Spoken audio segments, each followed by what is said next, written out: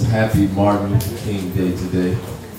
So I'm just going to share a little bit of, not specifically only about Dr. King, but some of the other people involved in the struggle. I'll share this poem entitled From History to Present. But before I do that, I want to share something about myself, because as we realize, every day we live is history. So we are technically historians in our own right. So we have to remember the things that happened to us in our past in order to get through our future. And it ain't about politics. So what we do have to realize, it doesn't matter who sits as the president. There's someone that sits higher than the president. And that's why we need to put our focus on God, and stop being so concerned about what political issues are. Because if I remember right, the Bible tells us to love and pray for our enemies. And I don't want any of my brothers and sisters to go to hell because of disdain and hate they have for a person they know nothing about. So if anything, let's respect this position this man is given. God is in control. So if that's our focus, all the things that we're trying to do, we can get them done. Focusing on God and not focusing on the politics of this world. So I just want to get that out there. So I'm going to share something personal about myself. First of all, because I have a history. Looking at me, you can't tell nothing about my history. And the reason I'm going to share this piece is because a lot of times in our lives, bad things can happen to us. And we allow those bad things to destroy our lives and define us. We can't get up out of that. And I'm going to use this as an example. By the love of God. I was born back in 1966, a healthy child, very rarely sick. The next year, November of 1967, my little brother was born, thanks to God in heaven. As we started to walk and talk in 1969, our mother's work was going fine. Along came a man unlike any other. He raped, beat, and killed our mother. My brother's father and my father were nowhere around, and somehow I feel they both let us down. And since that day, they vowed to be there, but they hadn't, and I wondered how much they cared. I must thank the Lord for Lucretia Lane, our grandmother, who picked up the pieces and erased our pain. There she was, all alone, caring for 8 kids of her own. And to take me and my brother shows that her love was strong. 10 years later, our grandmother took ill, and all the doctors could do was give her a pill. So off to Chicago we had to move, or our little grandmother we would surely lose. The doctors here said her kidneys had failed, but with dialysis that she could prevail. And after 16 years, she continued to live on. That showed the love of God was very strong. Now 3 more years have passed, and the Lord has called her home. Now we must pick our lives and continue on. It's about the love of God. So, that being said, I was 3 years old, my brother was 1.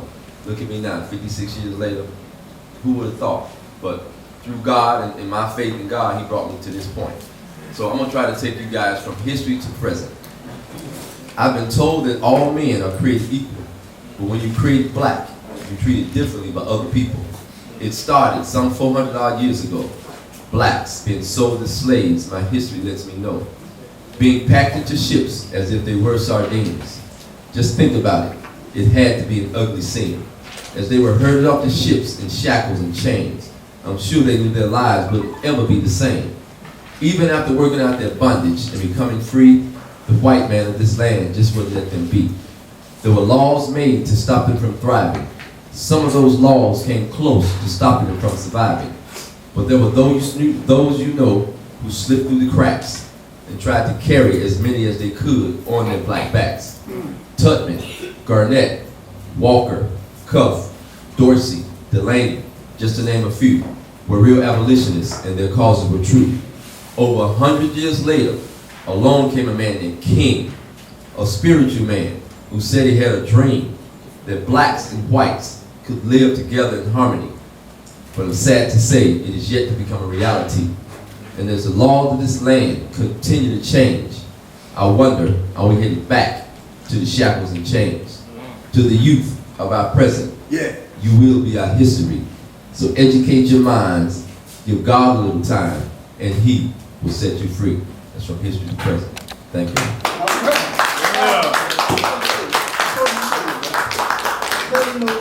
What you do, what you accomplish. Well, this February, February 21st, I'll be doing having a Black History celebration, a Black History program, something similar to this. I'm a historian by degree, So I'll be sharing a lot of knowledge about Black history that most of us probably don't know. And when we hear about it, we're going to be wondering, is it really true? But I'll spend countless of hours doing this type of stuff to try to educate our community. And I'll be using a lot of kids from my program, my sports program, participating and educating you all through my knowledge, and it's going to be coming through them. I've got some talented kids, some of them are artists. I've got a young man that I met from Westside Health Authority.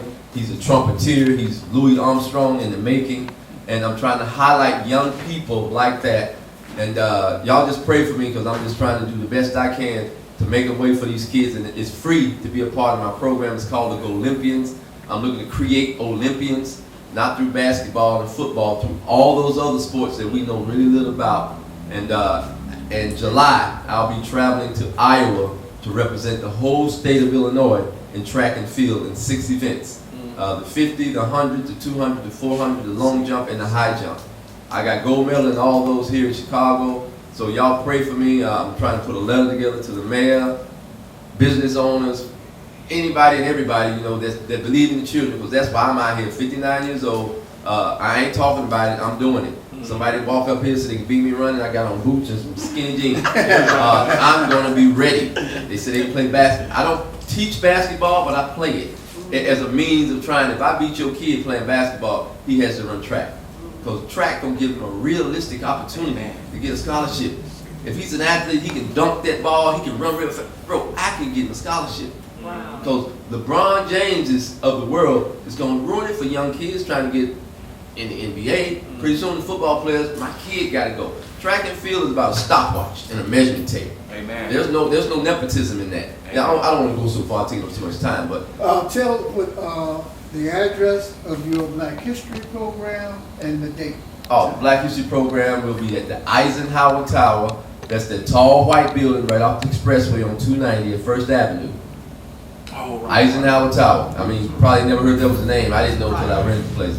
The tall building on First Avenue right off the expressway, February 21st, 5 p.m., 10 p.m. I got flyers. Go Olympians or Jason Ferguson. You can catch me on Facebook. And I'm at the meetings on Thursdays. All right. Westside Health Authority. Give them a round. And Miss Jackie Reed, I just like to say something about that lady. I knew of her for years. I saw her work. I've been knowing Virgil, who's been working with her 20-some years. So I knew of him. And I just recently started coming to these meetings. And I've been at almost every meeting they done had, unless it was the holidays in council. I stay on 85th and Drexel. Wow. I'm a west sider living on the south side now. So I'm just showing y'all my commitment. And I'm here today. And that's what we got to do. We got to stop making excuses, and we got to find time. We got to make time. Find time before we run out of time. Because we all running out of time. We all sick enough to die today. You know, and then when we die, our work is done. So I'm trying to get as much work done now. So when I die, that little old dash thing that's in there, that's what people gonna talk about. All right, thank you. Amen. All right.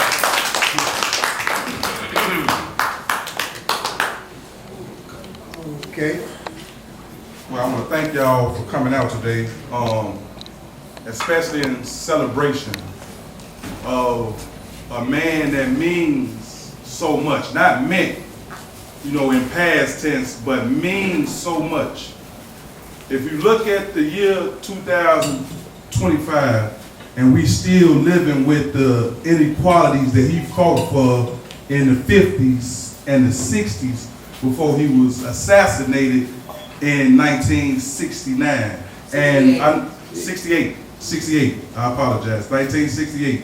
And April 4th, 1968. So the assassination of this great man brings us here today in the celebration of his life. And as I stand before my community, I'm kind of saddened that these chairs ain't filled up with our youth.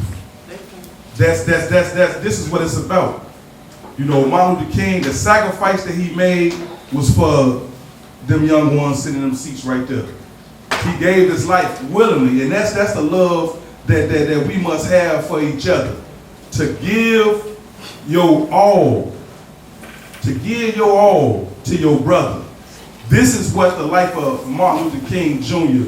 actually means. So as we sit out here and we try to celebrate him, we try to keep his legacy, keep his memory, keep the love that he had for his people, especially right here in Chicago. So in 1966, our people were living under some of the worst conditions that imaginable. Just think about living in apartments where ain't no hot water, ain't no heat. You got rat infested, you got mold infested. The actual landlord is legally allowed to treat our especially our elders here. Miss Vera can attest to this. Her husband can attest to this. Ed can, Mr. James can attest to this. So the conditions that we were living under right here on the west side of Chicago, when Martin Luther King came here for his protest to change the conditions that we were living under. So now we catch ourselves in 2025 living under the same dilapidated, the same impoverished, the same oppressed conditions. So when is his dream gonna be realized? Today Trump got inaugurated. Y'all know what he said? He said that the dream of Martin Luther King will be realized. That was his inauguration speech. That's what he said. That's what he said. But how many of us believe that? How many of us know what the dream of Dr. Martin Luther King really means? That's why we're here today, to celebrate a king. Amen. To pay homage to a king. To use his love, to use his life, to inspire us to do the best we can. Take the best that's in you and give it to somebody else, especially our youth. That's the dream of Martin Luther King. And I'll leave y'all with that. Amen. We're going to start over here with these lovely ladies that we happen to have on this panel. You can introduce yourself and tell your King story. Good morning. Good morning, everyone. Good afternoon, everyone. Good afternoon. Good evening. Good night. My name is Reverend Deborah Davis. I'm a native West Sider. West Side? All right. Yeah. Hey, I always told people the West Side is the best side.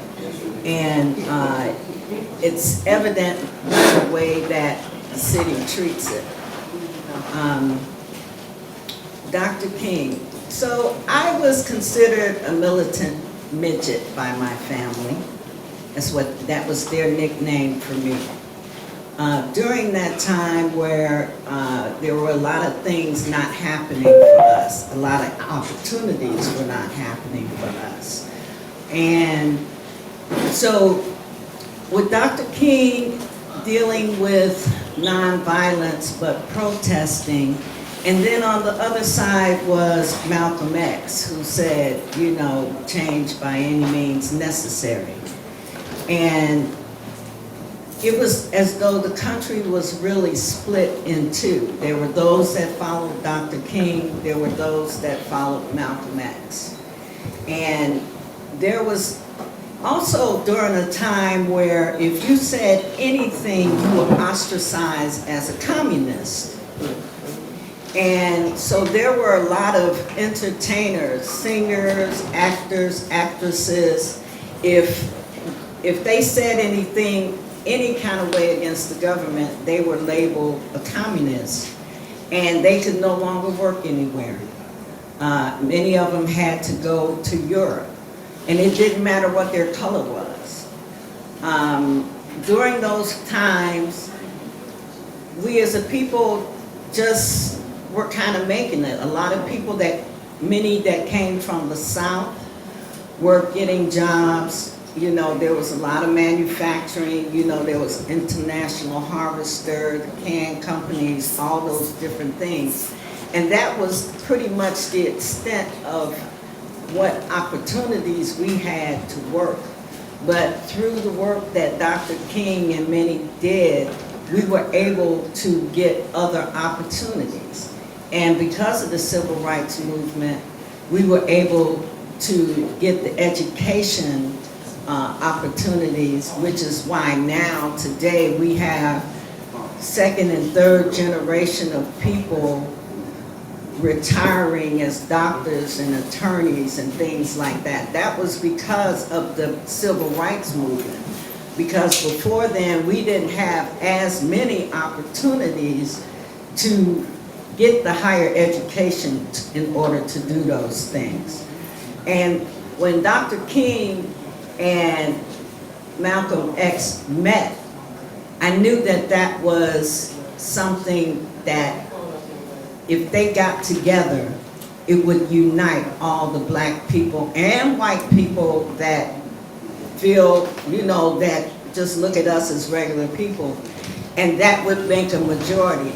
So I knew then that Malcolm X was going to be marked, and within a week of that, he was killed. And it was just a matter of time that the writing was on the wall. And so a lot of the things that each of us take for granted today was built and made possible by people like Dr. King and Malcolm X. But we have to make sure that we stay vigilant about keeping our rights, taking opportunities, taking the opportunities that are available to you, and building. We need to get into entrepreneurship. Yes, we need to get back to the trades. We need to be building our own houses. We need to be growing our own food. We need to get back to some of those things, even if it is as a hobby, because at the end of the day, we have to make sure we have our own. And that was, you know, Dr. King did talk about love, but we also have to self-love as well.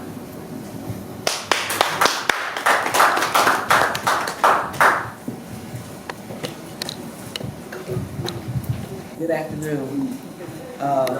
Didn't realize I was going to be doing this today, but when the brother said that Dr. King was assassinated in 1969, I had to correct him because I started teaching in Chicago Public Schools 3 weeks after Dr. King was assassinated. So that was a very fiery introduction to my professional education time. My name is Vera Steen Wardlaw. I am the founder and executive director of Connections to the Future. I brought three of my campers. They usually come to summer day camp. 3 of my clients with me because we are working to develop a brighter future for our children.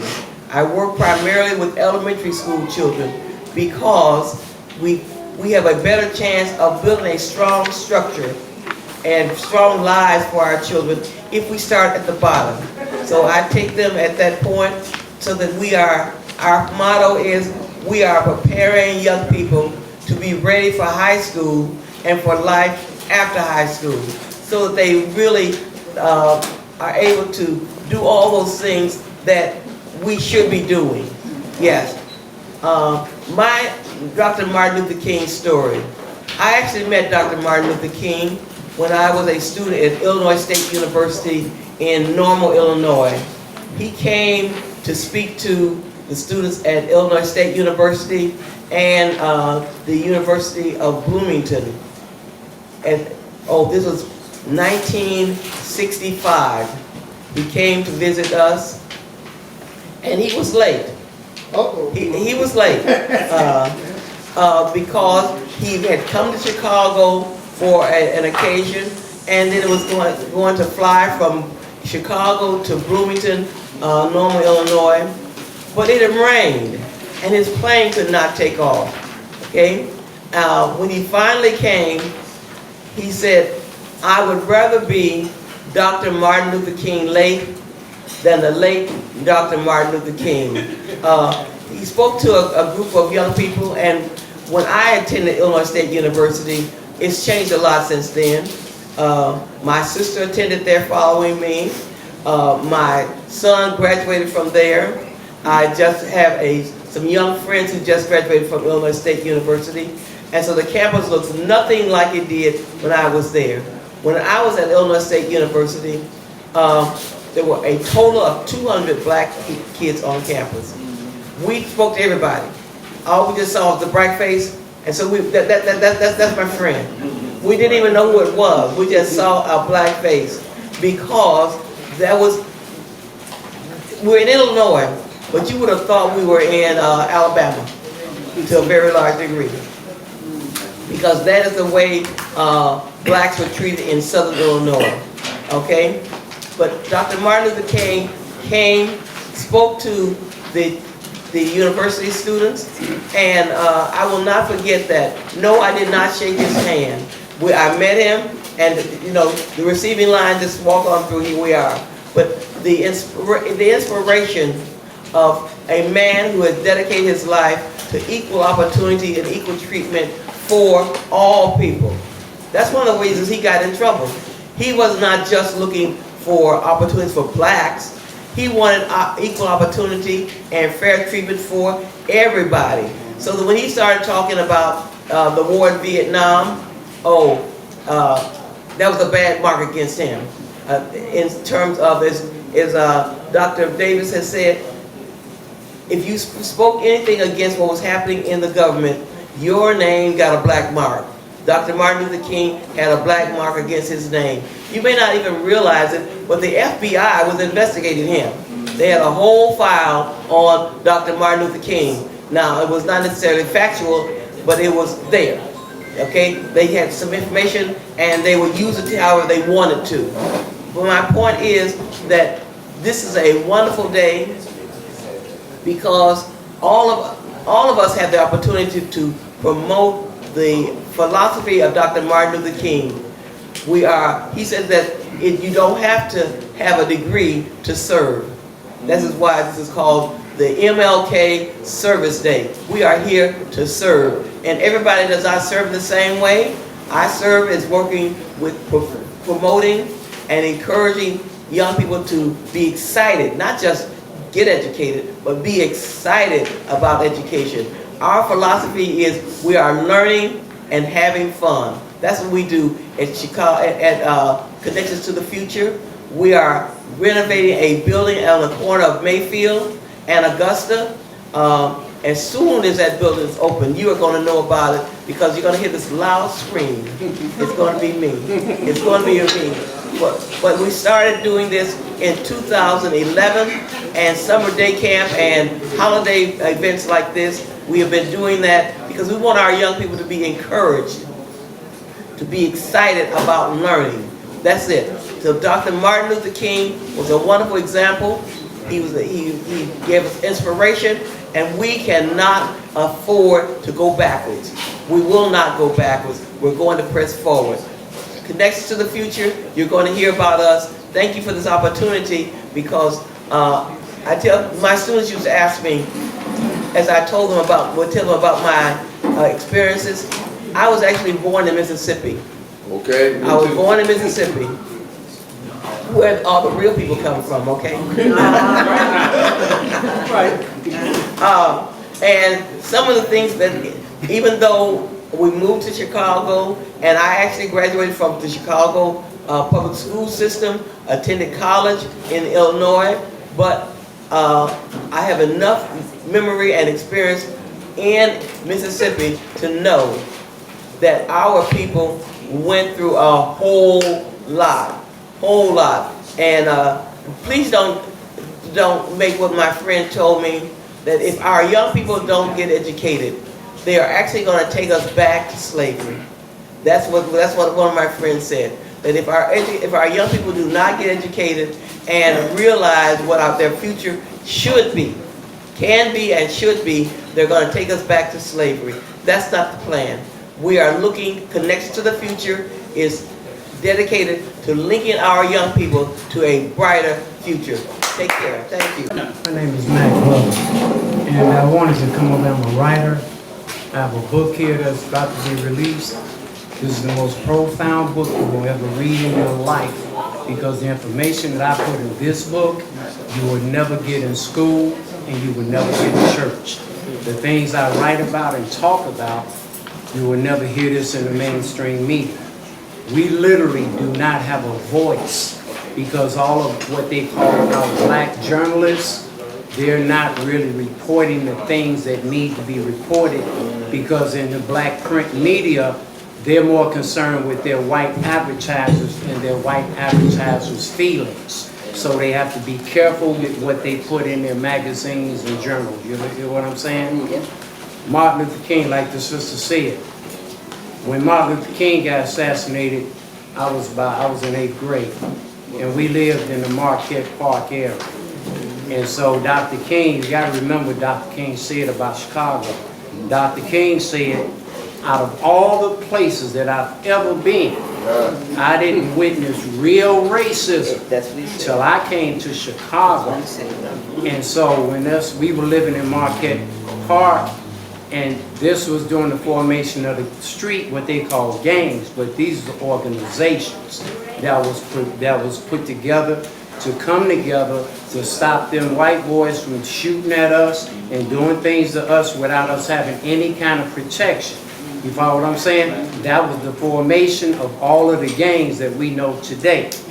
They saw this. This is very important. We have to understand the stories and our history and how we connected to the Bible and the prophecies. The prophecies is all about us. And ain't nobody really teaching you that. The brothers from the house of Israel, they're telling you, but they're the house of Israel. You follow me? I was debating with them about that. I said, brother, that prophecy is not talking about just niggas who accept being from the house of Israel. That's talking about all of our people, whether you're a Muslim, a Christian, or whatever you are. You follow what I'm saying? Then another thing, they're never going to tell you the history of our people really, to the point that they keep talking about Christopher Columbus discovered America. No, he discovered what we were over here doing. That's what he discovered. Then they got you saying Abraham Lincoln freed the slaves. They didn't free no slaves. What he did when he signed that Emancipation Proclamation, this was in his mind. All right, leave these niggas alone. Because our people were fighting them, and they never tell you about the Gully Wars. They never tell you about the Washita Wars, the Seminole Wars, that our people that they were trying to enslave was fighting them all along. So Lincoln was like, look, leave them alone. We need to win this Civil War. You feel what I'm saying? So that's what happened. Then after the Civil War, they wanted to put our people on reservations. So they took them $5 Indians and let them go to the reservations. And our people that were fighting the wars was like, reservations? This is our land. We ain't going to no damn reservations. So, okay, so therefore, they classified us as Negroes. This is where Negroes came in. You understand what I'm saying? And we have never gotten any kind of protection, and they want to keep us away from going back to who we were before they start calling us Negroes. That's why you see me wearing this headpiece. We are the indigenous of this planet. We are the indigenous of this land. When they came down to Mississippi, what did they do? They got us thinking that they the ones that came here and planted cotton and had the slaves pick their cotton off. They came here and took over our cotton industry that we had going before they got here. All right. And that's something that they're never going to tell you. So after the Civil War, when General Sherman was sent down to the South, he was giving all of those, and he was burning stuff down, he was giving all of them plantations back to the original owners, which are our people. He gave that back to us. Then when they decided to end Reconstruction and they sent the troops out of the South back to the North, that's when the Democrats they formed the Ku Klux Klan. See, they got us so confused because it was the Democrats that started the Civil War over slavery. And that's what's important for us to understand. So they were the ones that took back over our cotton plantation. They formed the KKK as a terrorist group. They didn't give us no protection. So all our people that refused to go to these reservations, when they classified us as Negroes, we got around the land, but they didn't give us no protection. These are the brothers and sisters that built the Black Wall Streets, all of the black influential areas in the country. Back in the 20s, in the early part of the century, you may not know it. The oil people in the East would not deal with these Caucasians. Our people were the legal representatives of the oil because it was our land. You understand what I'm saying? So now, today, let's zoom up. Now they got us arguing about what they doing with the immigrants. You follow me? Pay close attention to this. This is what we got to do today. Now they got us arguing about the immigrants. Illegal immigrants. But what is it that allowed them to go legally get this kind of money to give to these people, but they couldn't do it with the European immigrants when they came over here, the Croatians and all them? Why couldn't they do it with them, but they could do it with these people? Because these Croatians, these Europeans are not indigenous to the land. The people that you calling immigrants are indigenous people coming here from South America to North America, and because they're indigenous, they can legally go get this money to do what they're doing. So they're not putting, why they got us calling them immigrants, on their applications, they're putting indigenous. You follow me? We will never ever get any protection or benefits until we are reclassified correctly as indigenous. They took us from Negroes.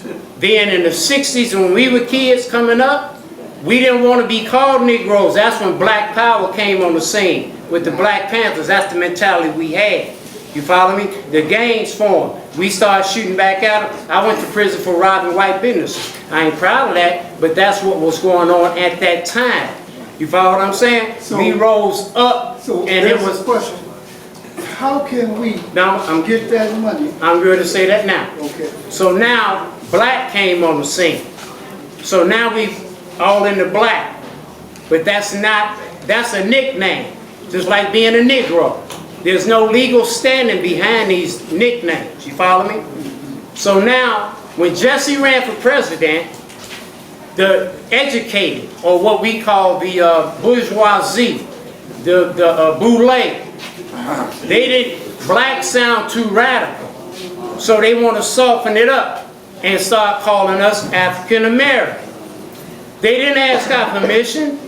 They just start putting African American on all these applications. Come on. But there's a deeper meaning behind them keeping us away from claiming to be indigenous. Because once we're classified as indigenous, like we were before, all doors were open. We moved straight up to the top of the food chain. And the most important thing, why they want to keep us away from this, is because it will exempt us from everything they're doing. It will exempt us from property taxes, from them stealing our houses, from, I ain't paid an income tax in 1983.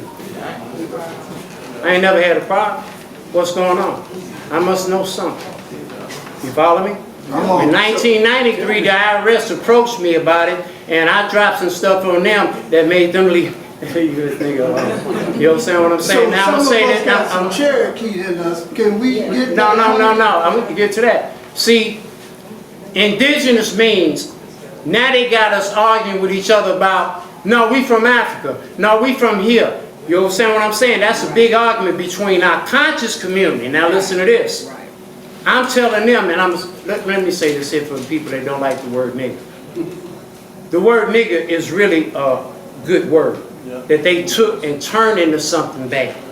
That's why you can find the word nigger in Acts 13:1, where Judas, where in the land of Antioch, which is in Greece, you had certain prophets and newsbearers such as Barnabas and Simeon, who were Jesus' brothers, who were called nigger.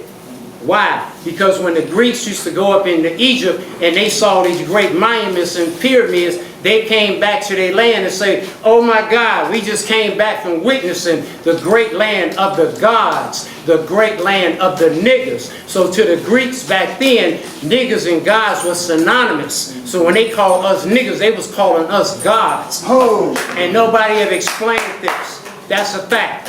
So that's why we use the word, and that's why as it was in the beginning, so shall it be in the end. Or our people are using it as a term of endearment the way it was always used. And you got a lot of our people want to uphold what the white folks saying, well, we don't use that N-word. Yeah, no, nigga, we use it. Yeah. They can't. You follow me? Because they have disrespected it and disregarded it. So now the right for them to use it have been taken away from them. How about that? nah. You follow me? So now, back to indigenous. My grandmother used to say, you know what, Mac? I used to say, well, how come we never was talked about who we were?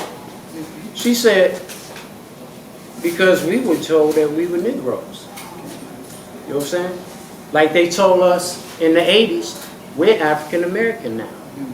They want to keep us away from this because they know that if we're classified as indigenous, it will completely exempt us from their driver's license, their license plates. We have indigenous on our plates. Indigenous should be put on your birth certificates. Indigenous should be put on our driver's license. You understand what I'm saying? I mean, this is real information that you got to understand. And somebody said, how can we do it? By saying it.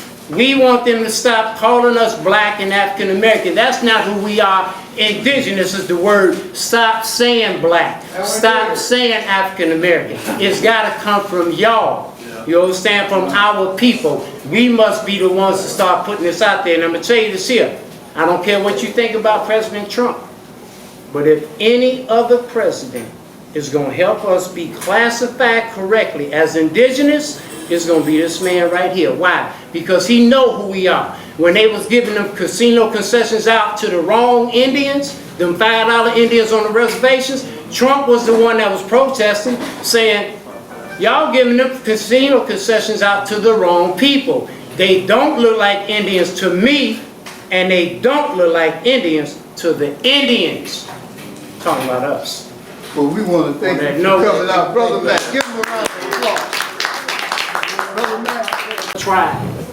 We're not going to play the tribe game for this reason too.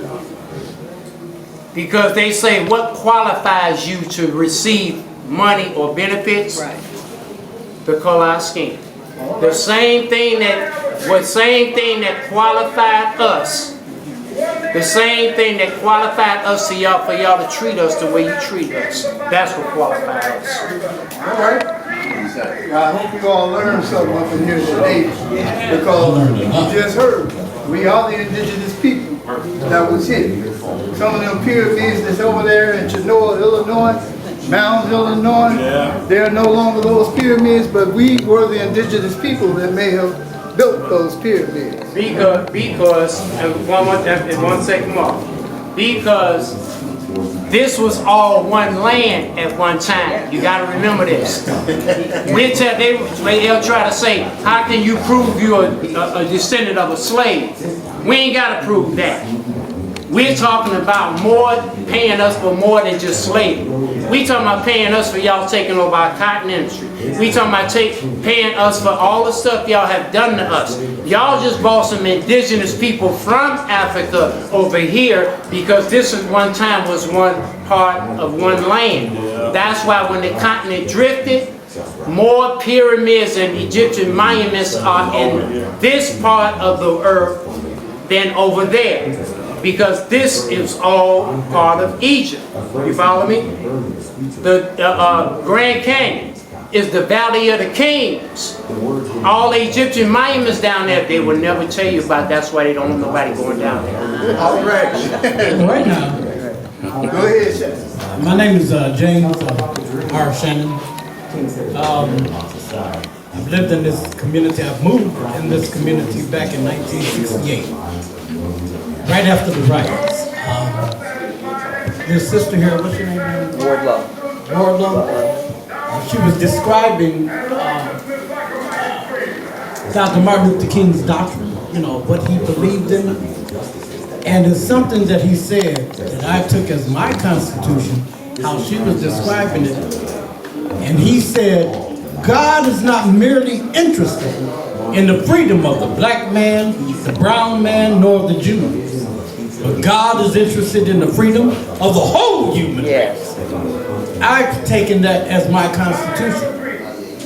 When I moved over here in this community before, I was living in the Austin area, the Lawndale area, and when Martin Luther King moved over there on 15th and Hamden, I used to stand up and look out there to see if I could get a glance of him. I was young, I'm 73 now, but I was young, and I just was so impressed, you know, with him, you know, with what he was doing, and why so much attention was directed at him. So when I moved over here, I met a young man over in this Austin community named Edward James.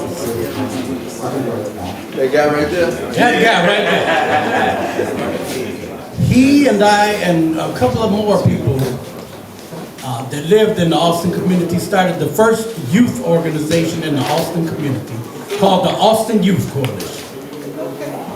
We worked out of Columbus Park. And that's why I'm vying to say that Columbus Park, the name of Columbus Park should be changed to Jane B. Dickens Park, because she was the first black person, or first African American, however you want to classify her, to be the supervisor of that park, Jane Dickens. And she employed me. She hired me to be the director of activities back in that day. We started the Austin Youth Coalition, and we took on the challenge of serving, to be servants. You see, he's still doing to this very day, being a servant, thinking about our youth. I started an organization called Fresh Start Fathers. For the past 16 years, I've done an anti-gun violence prayer vigil at Columbus Park. Single father. And I'm a single father. Single father, raised a beautiful child. Raised my daughter straight from birth, by myself, from the time she was born, released from the hospital. I wrote a book too. I wrote a book. It's called Single Parenting, a Black Male's Experience, Raising a Child from Birth. You can get it on Amazon Kindle. And, you know, that drove us. We've been driven by serving, stemming from what Dr. Martin Luther King said, starting the Austin Youth Coalition, and going forward now, I am now a United States Marine Corps Vietnam veteran, you know. But before that, he's a jarhead too. Before that, I was a Black Panther. I served the Illinois chapter Black Panther Party with Chairman Fred Hampton. I was right there with him. Okay. My very first high school was Proviso East back in 1966. I was a freshman, he was a senior. Yeah, third. And I was so impressed with him, you know, about how he was driven, defending our people, and getting what we deserve in this nation, the things that this brother is telling us that we don't even know we have, that we don't even know that we have. So I served a Black Panther Party. When my life was threatened, I went to the Marine Corps, you know, because of so much that we were doing in this Austin community. We were organizing. Nancy Jefferson, I don't know if anybody ever remember her. Nancy B. Nancy Jefferson was so impressed with what we did that she invited me to a Black Club council to find out how we organized all those people in the South Austin community to lay down sod and to, you know, take on ownership of where we had moved. So now I'm still dealing with my people. I'm still organizing. I am now the Senior Vice Commander of the American Legion Post 1932, Milton Lee Olive. I help veterans get their benefits. Just like you're trying to describe how we should get what we earn. The black veterans are not getting their benefits. And I help them every day, even by accident, to get the veterans to get their benefits that they earned from serving this country. And coincidentally, I listened to Trump's speech today before I arrived here, and he did something that just totally amazed me and surprised me. We acknowledged Dr. Martin Luther King. Yes. And he said, you know, he wants that dream to come alive. he will do everything in his powers. I don't know if we can listen to it 4 times. I mean, you know, we got to go along with the program. But he acknowledged that, and that just made me feel pretty good about it, despite all that we've experienced with him. But I just want you all to know serving. That's all I have ever done all of my life. And it is your turn. Exodus, all the Exodus. It is your turn to serve, to make sure that we, and be educated about it, of where we're going and how we're going to get there. Thank you. Thank you all. You know, right before you all came, right before you all came out here today, there's some gentlemen that decided to put these things together. We've had all kind of obstacles trying to stop us from getting this group of people together on King's birthday. Well, it's not his actual day, but on King's Day that we're celebrating. Our youth are back there doing some artwork. They've heard some of the speeches that were going on up here. It's actually about you that happen to be sitting out here hearing these things. Because what you have heard will set up a little flame inside of you. Something on the inside that's working on the outside, getting you together to sit back here to help our youth and our neighborhoods and the community. It's about showing this love and peace and harmony that Martin Luther King sacrificed his life for, that you all are here. I am so proud. Give yourself a round of applause for even coming out here this afternoon. We're going to wrap up this panel because once those children do their artwork, they're going to come up front. They may have some things that they can sit back and teach us about what's going on with King's Day. And so we're going to get a younger group up here, right after this gentleman over here, that can still sit back here and run track and outrun anybody in the house. I don't care how old. Yes, sir. He can also still play basketball, even though he's 5'5". He can out-jump anybody on that. But he ain't no youngster. But he's got it in his heart to help people and to do different things. So he wants to come in his own way and bring you something, and then we're going to let this panel go back, get them something to eat, mingle with one another. We're going to have the greet and meet, and we're going to talk about these other organizations that happen to be here. Hey, can I say one thing about the brother said about the black veterans? Sure. That word, what they're never going to tell you is that word is what's keeping us away from the money. Black African Americans. These terms is what's keeping our people away from our benefits. We have to make sure that you start saying this to everybody. Indigenous is the magic word.